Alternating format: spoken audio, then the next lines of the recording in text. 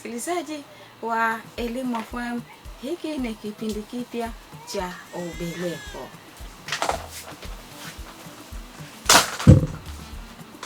Basi karibu sana, karibu ukaribie, na kama utakuwa na lolote la kuchangia, la kuweza kuuliza, namba ya kushiriki nasi hapa studio ni ile ile ya 0674 003354. Hiyo ni kwa ajili ya kupiga moja kwa moja, lakini kwa upande wa jumbe mfupi ni 0775972972.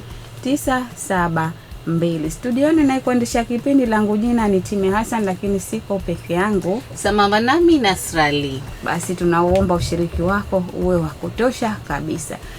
Kwa kuanzia basi msikilizaji, kwa leo ni siku ya kwanza kabisa ya Ubeleko, hapa studio tunaye mgeni. Atajitambulisha yeye ni nani na anatokea wapi. Mgeni, karibu.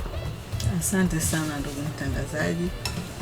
Mimi naitwa Mariam Isa Juma, ni mratibu wa programu jumuishi ya malezi na makuzi ya awali ya mtoto hapa Zanzibar, ambayo inajulikana kama Zanzibar Multisectoral Early Childhood Development Program, na ninafanya kazi katika afisi ya Rais. Hai, msikilizaji, kama nilivyokuambia, kipindi kinakwenda kwa jina la Ubeleko, na ndani ya Ubeleko tunahusisha na maendeleo ya awali ya malezi na makuzi ya mtoto. Tunapozungumzia maendeleo ya awali, msikilizaji, tunamaanisha kwamba kuanzia tangu kile kipindi cha ujauzito. Basi msikilizaji, kwa kuanzia kipindi chetu, mgeni wetu hapa Bibi Mariam Isa, huyu ni mratibu kutokea afisi ya Rais. Atatuanza kutusimulia ama kutuelezea kwa kifupi kabisa hii ECD ni nini, au Early Childhood ni kitu gani? Asante sana ndugu mtangazaji. Kwanza, kabla sijaeleza kuhusiana na ECD, napenda kuchukua fursa hii kwa namna ya pekee kabisa kushukuru Serikali ya Mapinduzi ya Zanzibar kwa kuanzisha kituo hichi cha radio, lakini pia nanyi kufikiria kuhusiana na kuanzisha kipindi hichi muhimu kwa ajili ya kuifikia jamii, hasa katika masuala ya malezi na makuzi ya awali ya mtoto. Kwa hiyo tukienda katika ECD yenyewe, ni kwa kifupi kabisa tunasema ni Early Childhood Development, ambayo kwa Kiswahili tunaitafsiri kama ni malezi na makuzi ya awali ya mtoto. Ndiyo. Lakini tukiendelea zaidi ni kwamba ni ule mchakato mzima wa kuhakikisha kwamba watoto chini ya, yani mtoto anapokuwa tumboni kwa mama mpaka anafikia miaka 8, yani ule mchakato wa kumsaidia au kumwekea mazingira akaweza kupata malezi mazuri, lakini akaweza kupata huduma ambazo zitamwezesha yeye kukua kimwili, kukua kiakili, kihisia na kijamii. Kwa hiyo ECD yenyewe kwa jumla ina maeneo yake makuu ambayo ni afya, ambayo ni zile huduma ambazo tunamsogezea mtoto kuzipata kwenye chanjo, kwenye ufuatiliaji wake wa ukuaji, pamoja na matibabu sahihi. Lakini chengine ni lishe bora ambayo mama mjamzito anatakiwa ipate, lakini na mtoto, ili kuhakikisha anafanya nini, anakuwa vizuri. Chengine ni malezi yenye mwitikio, yani responsive caregiving, ambao wazazi wanatakiwa kumpatia mtoto upendo, kumpatia ulinzi, pamoja na mawasiliano, yani ambayo yanakwenda baina ya mama na mtoto. Chengine ni ujifunzaji wa mapema au elimu ya awali, ambao mtoto utapata nafasi ya kujifunza, lakini utapata nafasi ya kucheza na vile vile kuweza kukua zaidi. Lakini chengine ni ulinzi na usalama wa mtoto. Lazima mtoto anakuwa na haki ya kumlinda, lakini vile vile kumkinga dhidi ya ukatili au unyanyasaji, ajira za utotoni, na pia kuhakikisha kwamba anaishi katika mazingira salama. Kwa hiyo ECD kwa ujumla ni ule uwekezaji mzima ambao tunaofanya wa kuhakikisha kwamba mtoto anapata malezi mazuri yatakayomfanya akakuwa vizuri kiakili, kihisia, kimwili na kadhalika. Asante sana. Haya, msikilizaji, bila shaka umesikia lengo la ECD au ECD ni kitu gani. Tumeambiwa hapa kwamba miongoni mwake ni kwamba wao wanashughulika zaidi katika mchakato mzima kuhakikisha kwamba huyu mtoto anakuwa vizuri katika masuala ya afya, lishe, malezi yenye mwitikio, elimu ya awali pia hakikishiwe kwamba huyo mtoto anaipata, lakini pia kumlinda dhidi ya masuala mazima ya ukatili. Kama ndio kwanza unafungua redio yako msikilizaji, kipindi hewani ni Ubeleko, na unaweza hivi sasa kututumia ujumbe mfupi kupitia 0775 972 972 0775 tutumie ujumbe mfupi wa maandishi kwa kile ambacho utakisikia na unahitaji kufafanuliwa zaidi. Haya, Bibi Mariam, umeshatuambia ECD ni nini na tayari tushaiona umuhimu wake. Labda ni kwa nini Zanzibar inahitaji hii programu ya jumuishi ya malezi na makuzi ya awali ya mtoto? Asante sana ndugu mtangazaji. Tunahitaji kama Zanzibar programu jumuishi ya malezi na makuzi ya awali ya mtoto ambayo tunairatibu ama tunaendelea kuiratibu kwa sababu ya mambo kadhaa. Lakini kwanza tukumbuke kwamba katika data ambazo zinaonesha idadi ya watoto waliopo Zanzibar au asilimia watoto waliopo Zanzibar katika ile total population ama idadi ya jumla ya watu, robo yake ama about 26% ni watoto ambao ni hao tunaowataja kutoka 0 mpaka 8. Kwa hiyo ni sababu moja kubwa sana ambayo inatufanya tuwe na malezi na makuzi ya awali ya mtoto. Lakini sababu nyingine ni kwamba tayari tunazo huduma za malezi na makuzi ya awali ya mtoto katika maeneo tofauti. Tunachotaka sasa kupitia programu hii ni kuhakikisha tu kwamba tunajumuika pamoja au tunakuwa tuna mfungamano kama taifa kuweza kuzifanya hizi huduma tukiwa sote tunajua tuna mwelekeo gani na tunazifanya vipi, na mwisho wa siku tukija tukitaka ile ripoti ya jumla ya malezi na makuzi ya awali ya mtoto basi tuweze kujua tupo wapi. Lakini chengine tayari tunazo huduma katika maeneo tofauti.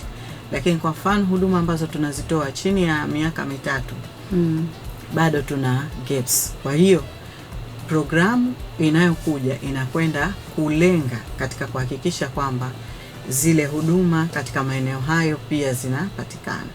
Tuna pre-primary schools, tuna na vitu vingine. Lakini hapa katika kumtekea mtoto kuanzia yuko tumboni mpaka kufika miaka 3 tunahitaji nguvu zaidi. Lakini chengine ni ile tofauti kati ya miji yetu ama mikoa yetu katika masuala ya maendeleo. Kwa hiyo tunataka pia kutilia mkazo katika yale maeneo ambayo watoto pengine watakuwa wana shida zaidi kuliko maeneo mengine, ingawa na hayo maeneo mengine pia tunayaendea. Sawa sawa. Haya, msikilizaji, umesikia na amini ushapata chochote kitu mpaka kufikia hapa. Kwanza umeelewa kwanza ECD ni nini, kwamba ni early childhood, ni malezi na makuzi ya mtoto ya awali, na kwa nini ni muhimu umeshajua.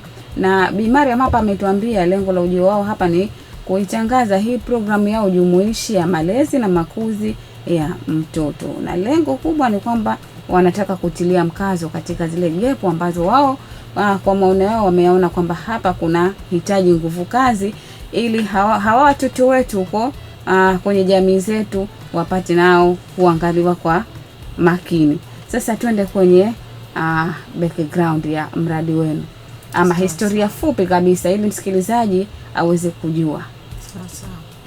Mradi au programu jumuishi ya malezi na makuzi ya awali ya mtoto hapa Zanzibar ilianza hasa harakati zake kama miaka 2 iliyopita, mwaka 2024 kwa agizo maalumu, na kutokana na agizo hilo basi tukaanza mchakato rasmi kwanza wa kuhakikisha tunajua hali halisi ya malezi na makuzi ya awali ya mtoto, ambayo tulifanya baseline survey ya mwaka 2024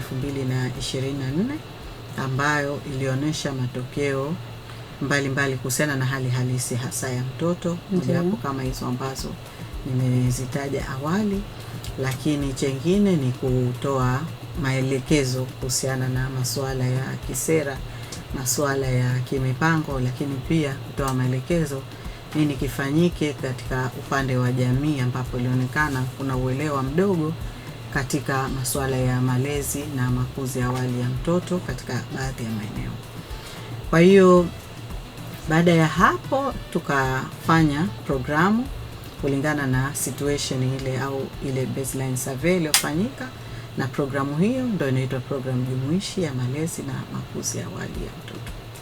Katika programu hiyo ambayo inaanza mwaka 2026, yani mwaka huu wa fedha, mpaka mwaka 2031.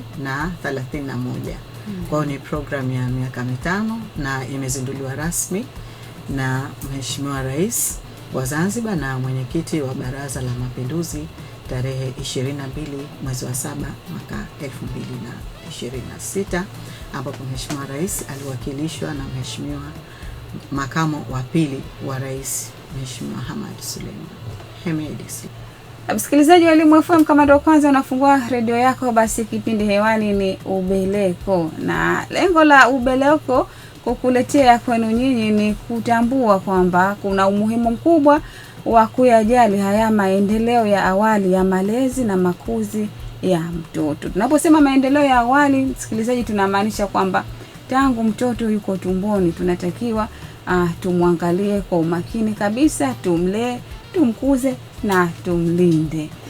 Nafasi ya kushiriki unayo, unaweza ukatuma ujumbe mfupi hivi sasa kupitia 0775 972 972 972 ukauliza ama kuchangia chochote kile ambacho umekisikia kuhusiana na haya malezi na makuzi ya mtoto. Hapa studioni tunaye Dr. Mariam Isa, huyu ni mratibu wa hii program jumuishi ya malezi na makuzi ya mtoto, na tayari ameshatuambia historia fupi ya programu yao, lakini pia lengo kuu. Tuendelee, Dr. Mariam.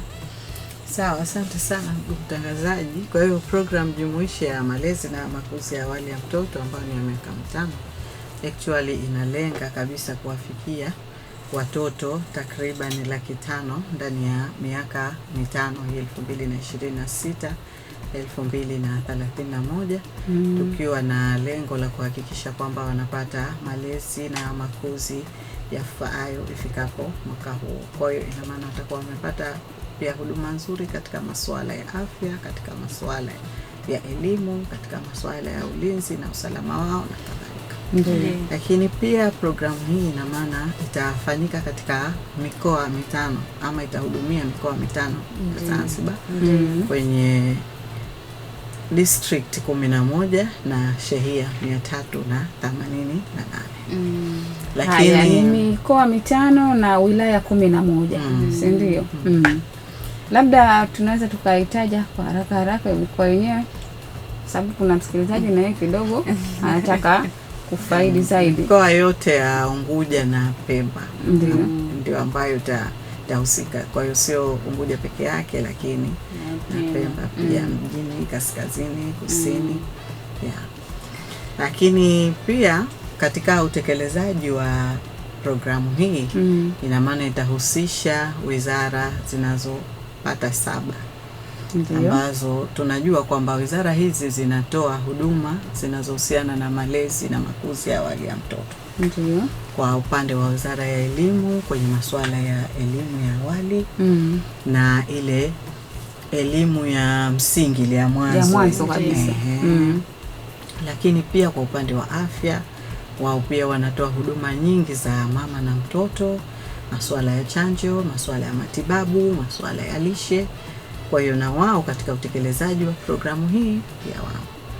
Lakini pia tuna Wizara ya Kilimo, ambayo wizara hii inahusika moja kwa moja kuhakikisha yule uzalishaji wa chakula ili yule mtoto wetu apate lishe nzuri. Basi lazima kuwe na uhakika. Nilitaka kushangaa hapo kilimo kinaingiaje, lakini badala kusema ngajua kweli. Kwa hiyo wizara nyingine ni wizara ambayo inahusika na maendeleo ya mtoto, Wizara ya Maendeleo ya Jamii, Jinsia, Wazee na Watoto. Kwa hiyo wao wanahusika moja kwa moja kwenye responsive caregiving, kwenye masuala ya kuhakikisha kwamba watoto pia wanakuwa salama. Ndiyo. Lakini chengine pia ni wizara inayohusika na tawala za mikoa. Kwa sababu tumekusudia hii programu yetu haitoishia tu katika level ya juu, lakini itakwenda mpaka katika shehia. Kwa hiyo wizara inayohusika na tawala za mikoa pia inaenda kutusaidia katika masuala haya. Kwa hiyo hizo na nyinginezo zinahusika katika suala zima la kuhakikisha kwamba tunafanya utekelezaji wa programu hii. Haya, mimi nataka kujua mafanikio yapoje mpaka sasa.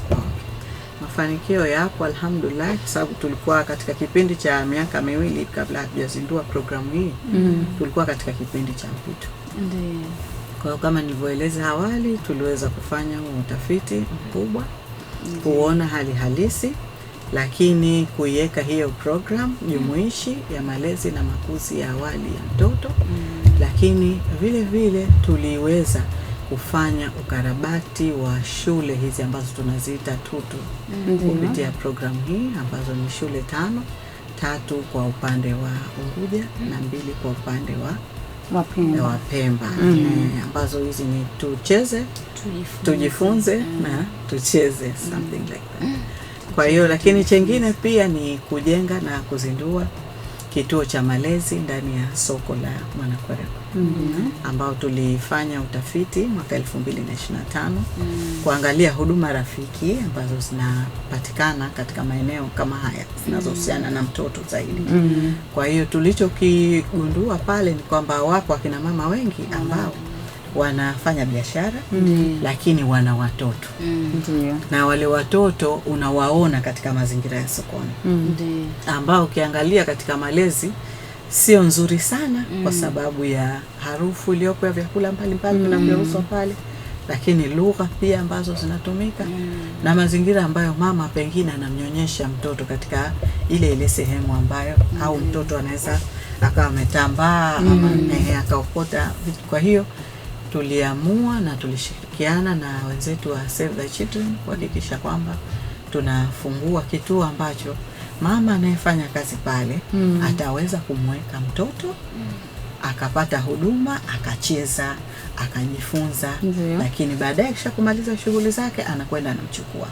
Kwa hiyo tunapata yote mawili, kwamba tumemwezesha mama kufanya shughuli zake, lakini na yule mtoto pia anakuwa katika mazingira mazuri na salama. Kwa hiyo kile kituo cha pale ni makusudi kwa ajili ya wale wafanya biashara wa pale tu.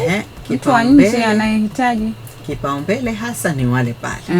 Mtu wa nje anaweza akaja, lakini huyu aliyoko pale ndo ambaye amepewa kipaumbele. Amepewa kipaumbele zaidi. Na bora, maana alikuwa shasikia Mama Khalifa hapa ndio kampeleke Khalifa. Ina maana leo utapata ufafanuzi mzuri. Na kuna malipo yote ambayo mama anayalipia? Ndiyo. Kuna malipo ambayo anatakiwa alipe, lakini malipo haya ni tunasema anachangia, sio zile gharama hasa halisi. Kwa hiyo atachangia ili kwa ajili ya sustainability ama muendelezo wa kile kituo kisije kikafa. Kwa sababu kuna huduma pale zitatolewa, kwa mfano ile lishe mtoto anatakiwa ipate pale, lakini kuna huduma hizi ndogo ndogo za kiafya anaweza kazipata pale, au yule mlezi pia akahakikisha kwamba yule mtoto mbali ya kuwa analelewa, lakini zile huduma za kimsingi kama ni chanjo ama ni nini, basi yule mtoto anapata. Haya, mimi nataka nimkumbushe msikilizaji kupitia 0775972972 unaweza ukatutumia ujumbe wako mfupi wa maandishi ukauliza ama kuchangia chochote kile ambacho unahitaji kwa kile ambacho umekisikia kulingana na kipindi cha leo cha Ubeleko ambacho kinahusiana na maendeleo ya awali ya malezi na makuzi ya mtoto. Na kama nilivyokuambia hapa studioni tunaye Bibi Mariam Isa Juma. Huyo ni mratibu wa huu mradi wa jumuishi ya malezi na makuzi ya awali ya mtoto. Tutaruhusu simu baadaye kidogo, kwanza tulia msikilizaji, kwa sababu naona tayari simu zinaanza kuingia. Tutaruhusu, tunamwacha kwanza Dr. Mariam hapa atueleze, amekuja na mengi mazuri. Tuendelee Dr. Kwa hiyo tumetoka kwenye mafanikio ambayo program imeweza kufanya katika kipindi kifupi na mengine ambayo yako katika pipeline yanaendelea.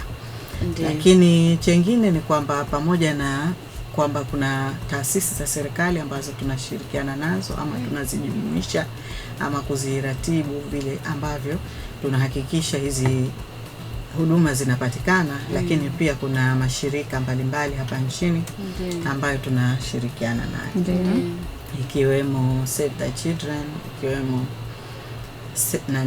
UNICEF, ikiwemo D3, SOS na wengine ambao wote kwa pamoja hawa wanaunda technical working group ama kamati ya ufundi ya programu hii.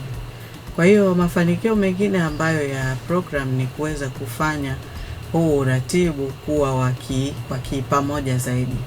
Kwa hiyo programu ilianzisha kamati ya uongozi ama steering committee ambayo inahusisha waheshimiwa mawaziri na makatibu wakuu wa wizara nilizozitaja. Kwa hiyo wao pia wapo kwa ajili ya kushauri, lakini pia kufanya maamuzi ya kimkakati zaidi katika kuendeleza programu hii. Lakini pia tuna hiyo technical working group ambayo nimezungumza, lakini pia kuna secretariat ya malezi na makuzi ya awali ya mtoto ambayo imekusanya wataalamu kutoka katika hizi wizara 7 ambazo nimezitaja. Kwa hiyo wao kwa pamoja pia wapo katika kuhakikisha kwamba tunatekeleza zile afua zilizomo ndani ya program, lakini pia kushauri kitaalamu na kutoa mashauri ya kitaalamu kuhakikisha watoto wa Zanzibar wanakuwa katika malezi mazuri. Yengine labda kuniruhusu ndugu mtangazaji ni kwamba programu hii kwa mpaka baada ya miaka 5 ina maana itakuwa imetumia karibu bilioni 205 ambazo 61% ya gharama hizo zitakuwa zinaelekezwa zaidi katika kuhakikisha au kuboresha huduma za mama na mtoto. Aidha kwa kujenga vile vituo ambavyo vitatumika kuwalelea watoto, aidha kuimarisha kwenye shule hizo za awali, aidha kuimarisha kwenye masuala ya afya, kuwapatia watoto zile tunaita ECD kona ama huduma za ECD ambazo zimo ndani ya majengo, kwa mfano kama hospitali ambao mtoto anakuwa anapata matibabu, lakini kuna wakati pale unaona kwamba uko katika foleni, lakini mtoto bado anataka kwenda hapa na anataka kucheza. Kwa hiyo anakuwa anawekewa eneo lake ambalo anaweza akaenda kidogo akacheza, akasahau kidogo kuhusu habari ya sindano, alafu akarudi tena na vitu kama hivyo. Kwa ufupi naweza kusema kwamba serikali ya Zanzibar au serikali ya Mapinduzi ya Zanzibar imempa upendeleo sana mtoto wa Zanzibar. Na hii inaweza kuja kuonekana pia baada ya miaka 5 au zaidi huko mbele, kwa sababu mtoto unapomwandaa sasa hivi ina maana unaandaa rasilimali nzuri, wataalamu wazuri na watu ambao wana maadili. Kwa hiyo ile gharama ambayo pengine ilikuwa uitumie katika miaka mtoto kishafika 25 kishafika 30, lakini ukiitumia hapa ina maana ndio unajenga msingi mzuri. Waswahili wanasema udongo upate ulimaji. Haya, msikilizaji, tunasikia huko kwamba udongo upate ulimaji, na tunajua kwamba mtoto ni tunu, mtoto ni hazina, mtoto ni lulu. Kwa hiyo tumtunze, tumlinde, lakini pia tumthamini kwa kuhakikisha haki zake zote za msingi anazipata, ikiwemo hiyo afya, lishe bora, malezi yenye mwitikio, elimu ile ya awali, lakini pia na ulinzi imara dhidi ya ukatili. Haya, tumruhusu msikilizaji. Ndiyo. Kupitia 0674003354, 0674003354 ndo namba ya kutupigia hapa kama una lolote la kuuliza au kuchangia kuhusiana na kile ambacho umekisikia kwa siku ya leo. Basi line iko wazi, na moja kwa moja kwenye line kuna msikilizaji. Acha tumsikilize. Hello. Hello, assalamu alaykum. Wa alaykum salaam wa rahmatullahi wa barakatuh. Kaa mbali kidogo na redio yako. Hello, assalamu alaykum. Wa alaykum salaam wa rahmatullahi wa barakatuh. Sauti ya nani, uko wapi? Danu nikiwa maeneo ya Kimara. Karibu sana Danu. Haya, nilikuwa naomba kuuliza swali. hiki kituo kiko maeneo gani? Na kinalea kwa kumpeleka mtoto na kumchukua au anakuwa anakaa hapo? Na hizi huduma za kiafya hizi mzazi atakuwa anazilipia au kwa hiyo pesa yake atakayoitoa, na inakuwa ni shilingi ngapi ya pesa ya mzazi? Haya, umemaliza Danu? Haya, karibu sana, endelea kusikiliza Elimu FM. Haya, Dr. Mara, tumjibu kabisa huyu bora. Bila shaka anaulizea kile kitu ambacho kimefunguliwa juzi. Haya, kwa hiyo asante kwanza ndugu msikilizaji kwa swala lako zuri, inaonyesha kwamba umekuwa ukinifuatilia kwa makini sana. Kwa hiyo kituo cha malezi ya awali ambacho actually nimekitaja kipo ndani ya soko la Mwanakwerekwe. Ukipanda juu ile ghorofa ya mwisho utakikuta kituo hicho, na actually ni kituo kizuri na kimezinduliwa tarehe 22 mwezi wa 7 2026. Ndio. Sasa hivi kituo kipo katika zile tunasema harakati ama hatua za kuhakikisha kwamba kinaanza huduma mara moja. Kwa hiyo tumeanza actually kuchukua mawasiliano ya watu ambao wanahitaji kuleta watoto wao pale, lakini kama nilivyosema mwanzo ni kwamba priority ama kipaumbele tunawapa wazazi ambao wamo katika soko na wanafanya biashara. Baada ya hao ndo tutaweza pia pengine kuwapa nafasi hao walokuweko nje. Sijataka kusema ni kiasi gani hapa, lakini ni bei ambayo kila mzazi anaweza akaiafford au akaimudu kulingana na zile pirika ambazo zinafanyika pale sokoni ama zile biashara ambazo zinafanyika sokoni. Na actually halipii, anachangia. Lakini chengine ni kwamba kama ni huduma za kiafya ama huduma nyingine sizo ambazo wewe utatakiwa ulipie, lakini wewe utatoa kile ambacho unaweza kuchangia kwa ajili ya muendelezo wa kile kituo. Kwa hiyo kituo kile hakipo kwa ajili ya faida zaidi, bali ni kuimarisha huduma zaidi kwa mtoto. Haya, bila shaka Danu umesikia jawabu hiyo. Acha tumsikilize na huyo hapa mwingine.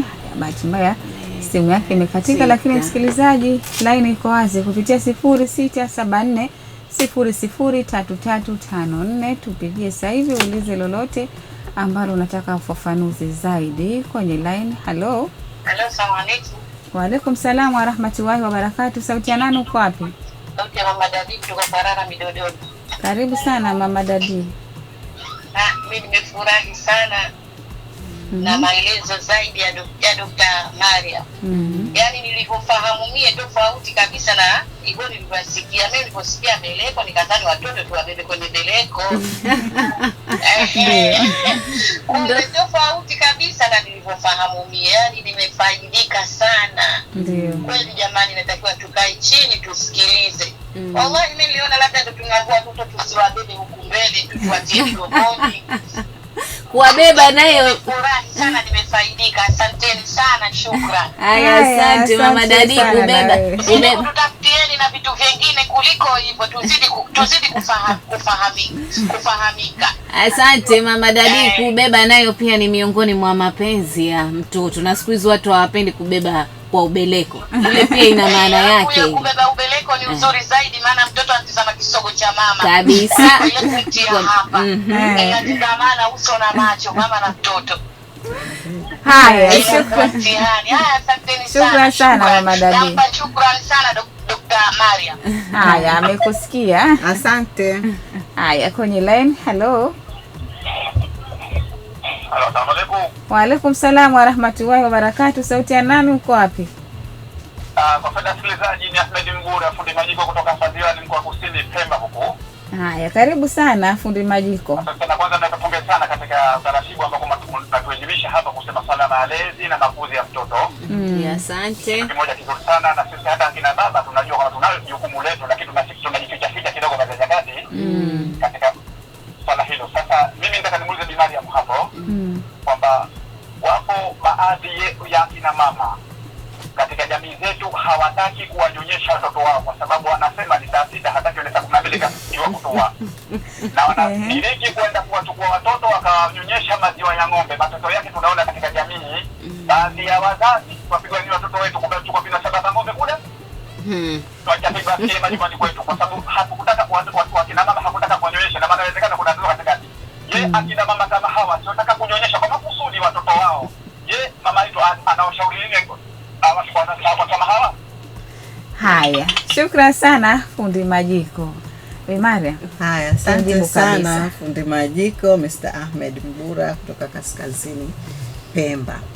Swala lako ni zuri na nimefurahi hasa umeliulizia katika wakati mzuri sana.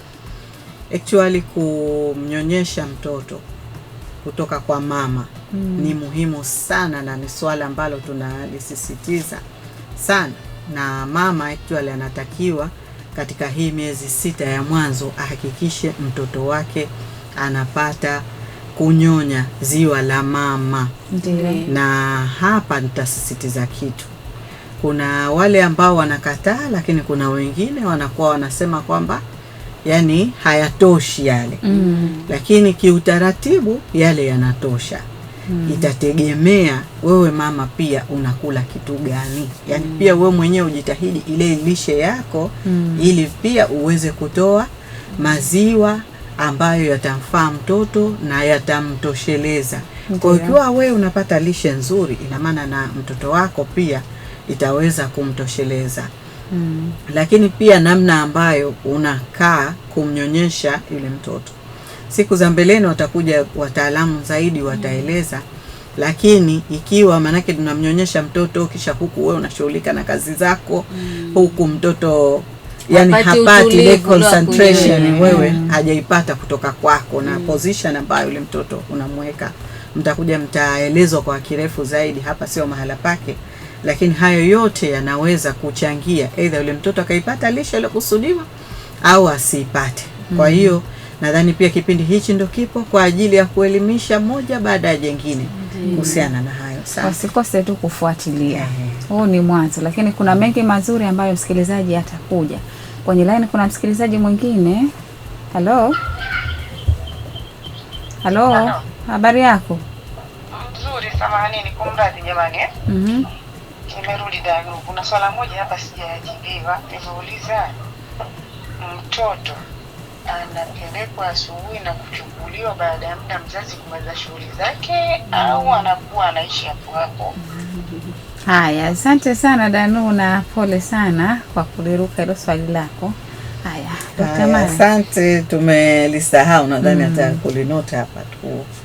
Kwa hiyo mtoto atakuwa anapelekwa asubuhi mapema.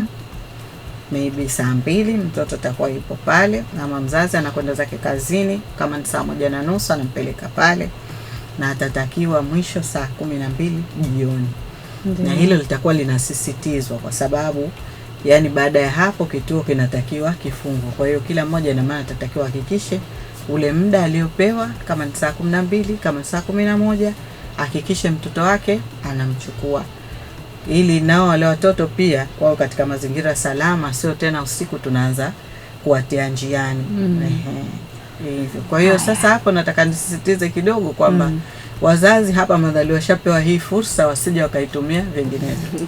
Ukasema leo mmealikwa holini, kwa hiyo nitamwachia mlezi akae na mtoto mpaka nirudi. Kitu ambacho sio sawa, kwa sababu ule mtoto pia unamkosesha huduma nyingine ambazo personally wewe kama mama pia unatakiwa kumpatia. Na wengine wanaotelekeza asije kuwa tena ashapata sababu. Ashampeleka asubuhi kisha arudi tena.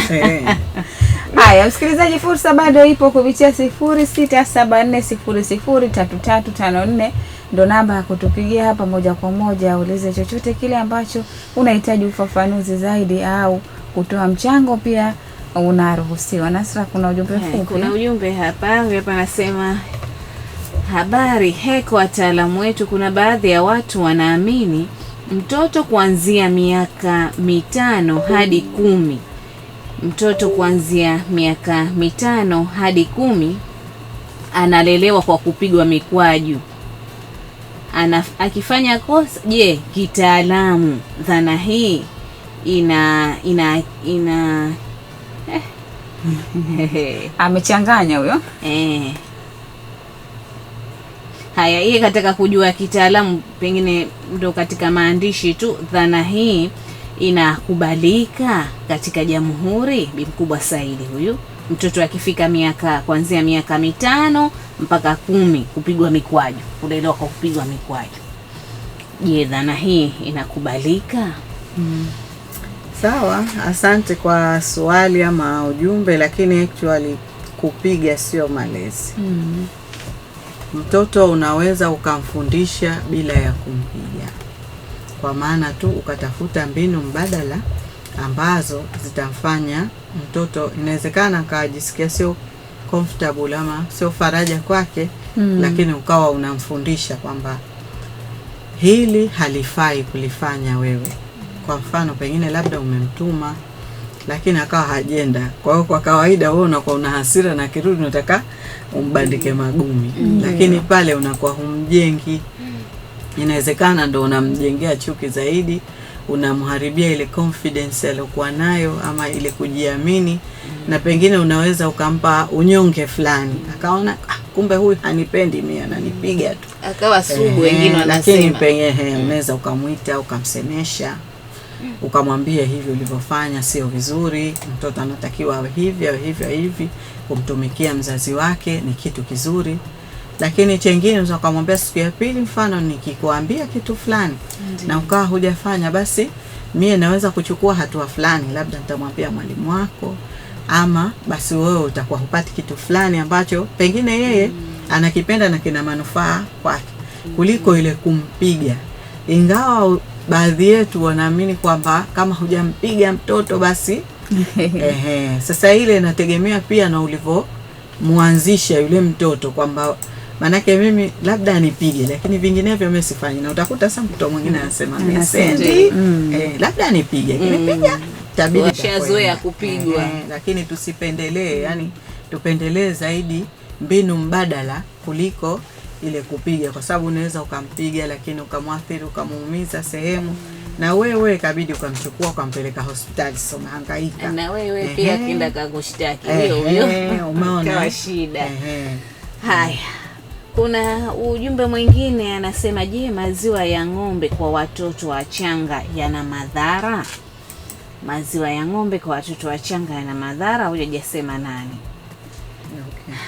Hilo swala sitaingia ndani zaidi, kwa sababu nimesema toka mwanzo kwamba litakuja litaelezwa, lakini kinachosisitizwa ni zaidi maziwa ya mama. Yaani usimtafutie maziwa mbadala wakati mama yake yupo huyu mtu na ana uwezo wa kumnyonyesha, basi tupendelee zaidi maziwa ya mama. Ndio. Hapa mwingine anasema, asalamu alaykum, tupo pamoja kusikiliza Elimu FM kwani tunaelimika vyema. Bye. Wifi yake mtoto Saba kutoka maeneo ya Kianga. Asante. Hapa, asalamu alaykum, mimi nawapongeza kwa kuweka kipindi kipya kinachohusu malezi ya mtoto katika jamii. Hongereni sana. Bai Mama Rushda kutoka, hajasema anatokea wapi. Asante Mama Rushda, bila shaka maeneo ya Kwarara huyo. Haya, hizo ndo baadhi ya jumbe huko ambazo nimezipitia, lakini msikilizaji, fursa unayo. Kumbuka saa 5 kamili tunamalizia hapa. Kwa hiyo kama ana lolote la kuuliza wahi kabisa, isije kwa tena tayari unataka kuondoka hapa ndio yeye anataka kujibiwa. Na namkumbusha kwa yule ambaye amechelewa kufungua redio yake, kipindi hewani ni Ubeleko ambacho kinahusiana na maendeleo ya awali ya malezi na makuzi ya mtoto kuanzia tangu kipindi cha ujauzito, tunasema 0 ile mpaka miaka 8. Hayo ndo malezi ya awali. Haya. Msikilizaji, kama ndio kwanza unafungua redio yako, kipindi hewani ni Ubeleko, na kama nilivyokuambia hapo mwanzo kabisa, tunaye hapa Dr. Mariam Isa Juma. Huyu ni mratibu kutoka mradi wa jumuishi ya malezi na makuzi ya awali ya mtoto. Dr. Mariam, hebu sasa tuambie, hii jamii inaweza ikanufaika vipi kuhusiana na huu mradi? Jamii inaweza kunufaika katika nyanja tofauti. Kwa sababu ndani ya program kuna utaratibu ambao tutakwenda kufanya kwa kuhakikisha kwanza tunatoa elimu kwa wanajamii kuhusiana na malezi yenye mwitikio. Kwa mfano kama haya maswala ambayo wanajamii wanauliza, wanatakiwa pia kupitia Wizara ya Maendeleo ya Jamii, Jinsia, Wazee na Watoto, wataalamu watakwenda katika maeneo pia kuhakikisha wanawafundisha jamii juu ya malezi yenye mwitikio na mambo mengine. Lakini chengine ni kupitia wahudumu wa afya ngazi ya jamii ambao tunawaita community health workers. Hawa kupitia program tulishaanza tayari kuwafundisha masuala haya ya malezi na makuzi ya awali ya mtoto, takriban wahudumu 1000 kwa Unguja na Pemba. Ndio. Ambao wanapita katika mashehia au nyumba kwa nyumba kuweza kutoa huduma za kiafya, lakini pia wanaelimisha jamii kuhusiana na malezi na makuzi ya awali ya mtoto. Kwa hiyo kwa wale wakina mama wengine ambao nadhani mmeshaanza kupata huduma hii majumbani, lakini na wale ambao hawajafikiwa pia watarajie kwamba wataweza kufikiwa katika maeneo ambayo wapo. Wataweza kupata elimu, lakini pia wataweza kuuliza maswala na wakati mwingine hata kupata ushauri kuhusiana na masuala ya malezi na makuzi ya awali ya mtoto. Haya, kuna swali hapa jingine limeingia kutoka kwa msikilizaji. Yeye anasema, je, unawashauri kitu gani kwa wazazi wanaotumia kamandi hadi watoto wao wanawaogopa? Haya, swali hilo Dr. Mari. Wazazi walikuwa wakali, lakini yani kwa mtoto nadhani kila unapojifanya mkali, kwa hiyo kwanza na yeye unamtengenezea mazingira kwamba na yeye atafute mbinu mbadala au akukimbie, na inawezekana unapunguza ule ukaribu baina yako wewe na yule mtoto, kwa sababu wewe kama mlezi au mzazi unatakiwa uwe msikivu kwa mwanao, umweke karibu, ujue ana tatizo gani, na ukimweka hivi ina maana inakuwa ni rahisi hata atakapokuwa na tatizo ataweza kukufuata akakwambia. Au ukimuuliza mbona uko hivi, kwa hiyo anaweza kukwambia, kwa sababu hapo ulimwengu umeharibika. Inawezekana kuna mtu wa karibu tu anamfanyia vitendo ambavyo sio vizuri, lakini akikutizama yani anaona hawezi kukwambia. Mwingine anaweza akatoka, mfano kaenda kwa bibi yake akamwambia, au akaenda kwa mwalimu skuli akamwambia, lakini wewe anakuwa anashindwa kukwambia. Kwa hiyo yani nawasihi zaidi tuwe karibu na watoto. Tunaweza tukawa marafiki kwa wakati fulani, na kwa wakati mwingine tukaonesha kwamba hichi ambacho mtoto anakifanya sio sawa, lakini sio kwamba saa zote si yule mtoto tumemwekea mageti usoni anakuwa anashindwa kupata ule upendo ambao anatakiwa aupate kutoka kwako kama mzazi. Lakini vile vile hayo malezi yenye mwitikio hapo ndio yatakuwa hayapo, kwa sababu mtoto akija baba anampiga vibao, akija mama naye anamkunuta.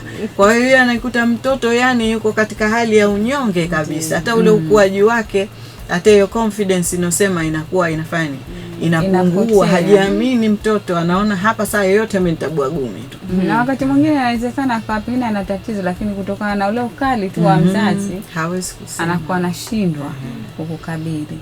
Haya, Dr. Mara, mimi ningependa uzikumbushie zile haki au vile vitu muhimu vya hii program jumuishi ya malezi na makuzi ya awali ya mtoto.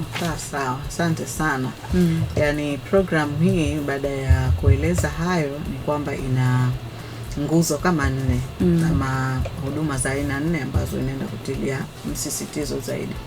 Kwanza kuhakikisha kwamba zile kiwango cha huduma ambazo zinatolewa kwa mtoto basi zinaimarika kwenye masuala ya afya, lishe, kwenye masuala ya ulinzi wa mtoto na elimu ambayo mtoto anapatiwa.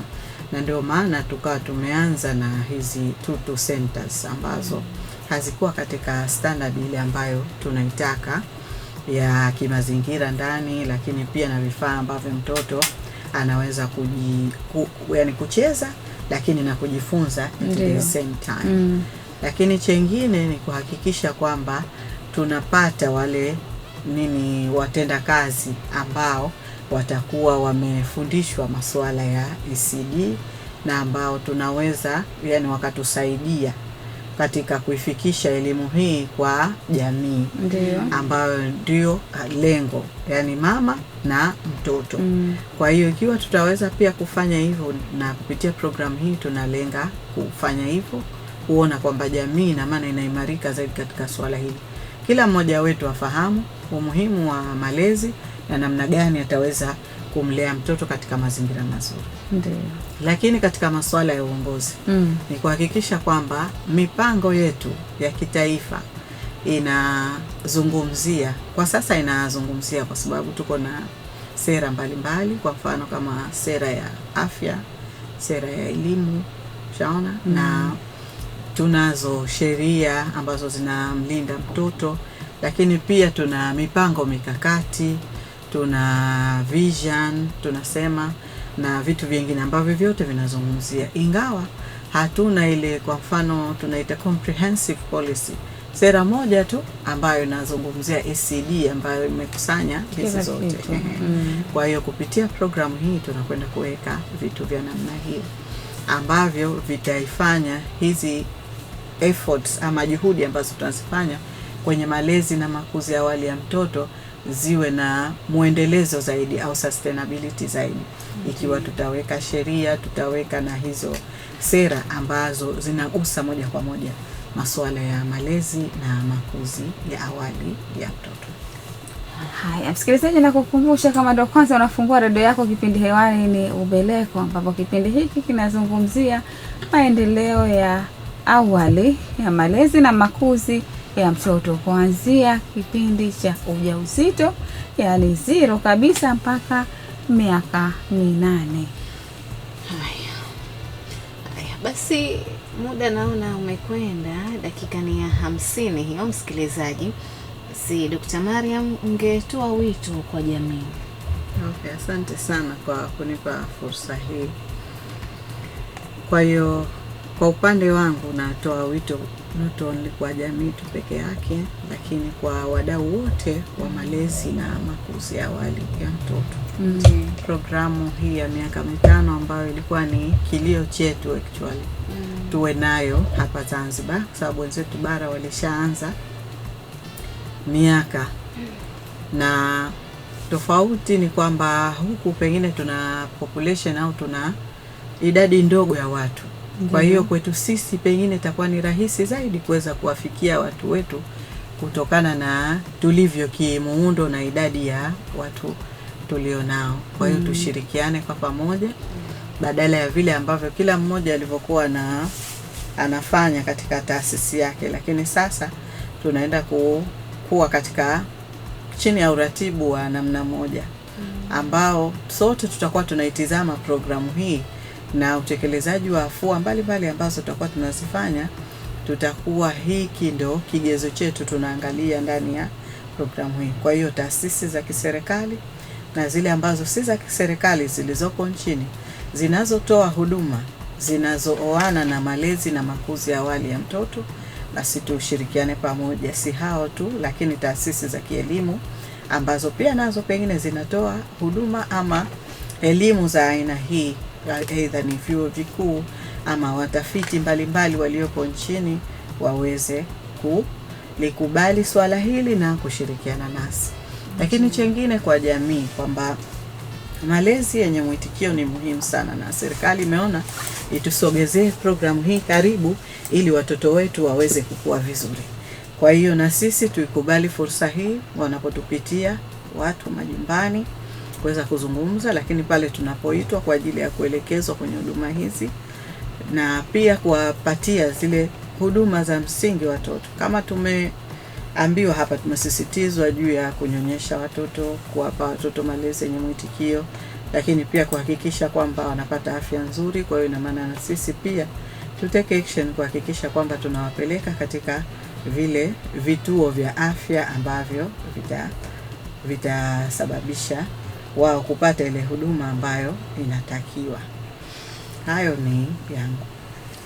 Haya, sisi hapa tunakushukuru sana. Msikilizaji, kama umechelewa basi sisi tukupe pole tu, kwa sababu mengi mazuri yamepita hapa, lakini tunakuambia kwamba huu ni mwanzo. Huu ni mwanzo, kuna mengi mazuri ambayo yatakuja.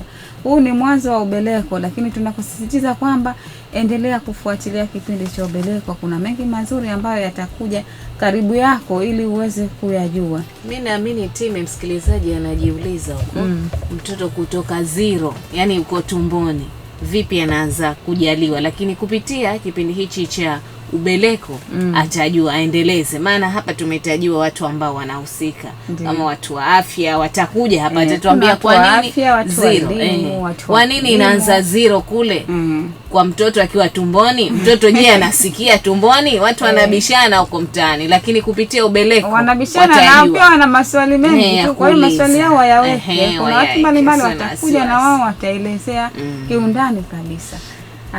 Dr. Mariam, labda watutoe shukrani kwa msikilizaji au kwa mtu yoyote. Sasa kwa hiyo mimi kwanza nachukua fursa hii kuwashukuru nyote ambao mlikuwa mnatusikiliza kupitia hapa Radio Elimu FM.